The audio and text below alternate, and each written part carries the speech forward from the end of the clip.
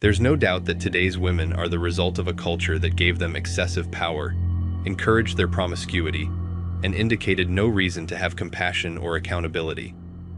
To the men, I would say, stay alone, avoid dating, and simply enjoy your independence.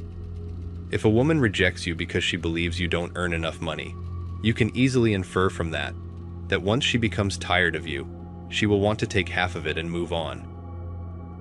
The best way to sum up the past 16 years is with the phrase limitless entitlement. I can't tell if it has always been this way, but that is unquestionably what I have often observed. Do not let society humiliate you for speaking out against it. Men need higher standards if being attractive and kind is the recognized norm. Morals and values, ladies and gentlemen. And when it comes to the situation with solo moms, this is so very true. Very seldom does a single woman become a solo mom because she is dating the good guys that she put in her friend zone. She becomes one because she was running around chasing Chad the bad boy. That is about as simple as it gets. American women and Western women in general are fatter, lazier, less feminine, and yet more entitled and selfish than women in other parts of the world. French women tend to be better than English women in terms of avoiding obesity, but they have a lot of the attitude too. At least with women from other countries, you get what you see, and vice versa. You have your role, and she has hers. In America, you still have to do your male role, but expecting the woman to do anything or contribute or support you in any way is somehow toxic. No thanks. I think this applies not only to American women, but to modern women in general. Basically, after hundreds of years of womanism, what women want now is all the benefits of having a daddy without putting out anything. I literally heard an early 20s woman saying she doesn't want a sugar daddy, she wants a daddy that would pay her everything, having her hair done, eyebrows done, nails done, plastic surgery, so that she can be a bad bitch, without her giving out the sugar. All these years of women's empowerment, this is what they have come to. No one is forcing them. For them, the most empowering for them is to get everything without work at all. This is the problem with women. Another problem with modern women is that they claim they can cook, they can clean, they are funny, they are intelligent, and yet they don't understand why they are single. But in the end, it's their attitude and narcissism that are the big red flags.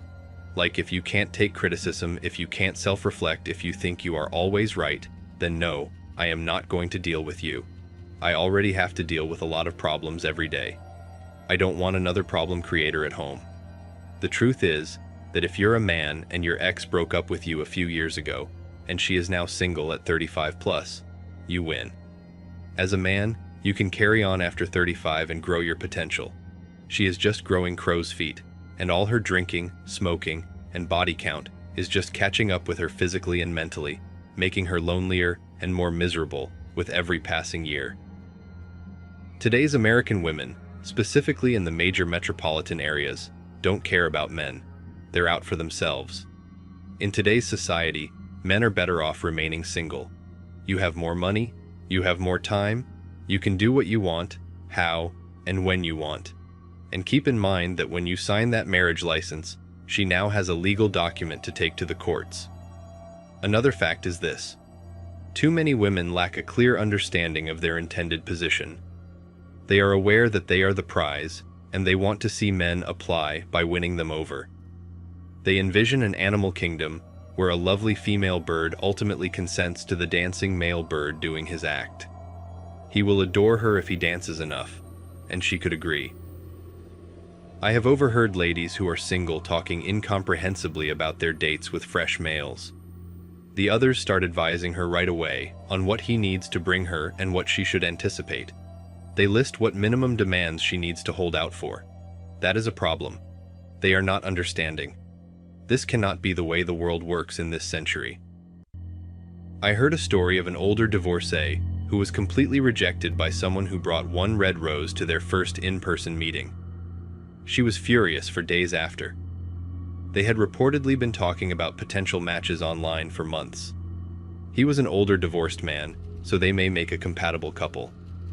I was astonished that anyone would offer flowers, but perhaps it was customary for people in their age bracket.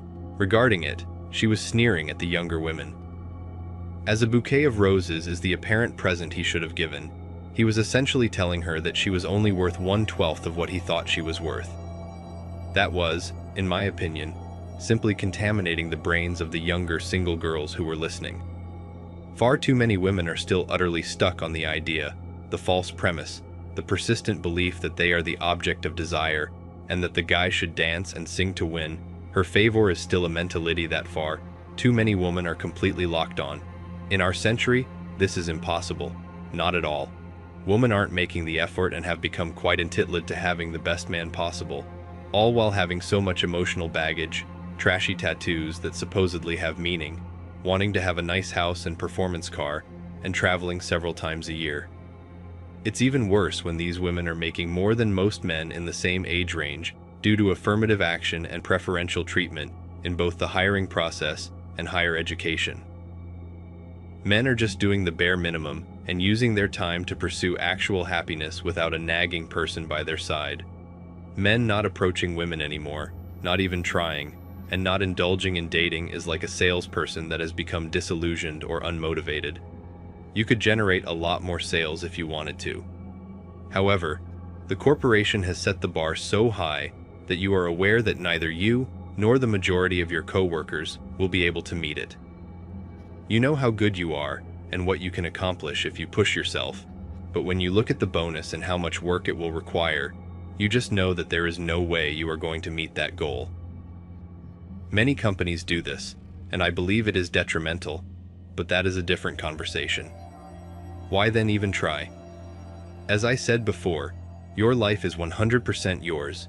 You make all the decisions, no dealing with anyone's BS, and you can save a lot of money. Plus, modern women are just terrible to deal with, so a lot of men find it more rewarding to just stay single. The juice is no longer worth the squeeze. After hearing one man after another describe how he was treated in divorce court, and considering that 50% of marriages end in divorce, why would any rational man want to take on that kind of risk and get married? A reason why 63% of men don't want to bother with women is because it is such a pain to try to talk to them. I was told by a girl that 80% of women expect men to entertain them. If you don't entertain them well enough or fast enough, they start chasing some other guy that will. Most women won't put any effort into making a conversation or keeping a conversation going. And that is a major thing that stumps a lot of guys. The thing is, after you've been single for a while, you get used to how peaceful and stress-free your life is, and you don't want to interrupt that peace for just anyone. A lot of guys figured this out during the pandemic, including me. Your life is 100% yours, you make all the decisions, no dealing with anyone's BS, and you can save a lot of money. Plus, modern women are just horrific to deal with, so a lot of men find it more rewarding to just stay single. The juice is no longer worth the squeeze. For women, life is like a soap opera, where everything has to revolve around them. It's all about them. Everyone else is just a supporting cast member playing the parts they wish to play, while the woman is the star of the show. She'll try to find another actor to play the part if the person in question doesn't fit the part she has in mind for him. In other words, it doesn't matter about the guy. Whoever can portray Ken most convincingly wins. If her life takes an unfortunate turn, she will retell the circumstances as if they were part of a screenplay she had no input into and was just following, rendering her completely innocent because the primary protagonist cannot also be the antagonist. Thanks for watching The Circle of Kings. As always, we're looking forward to your support. So please hit the like button, share this video with your friends, and subscribe to the channel to stay updated with everything all kings like yourself need to know.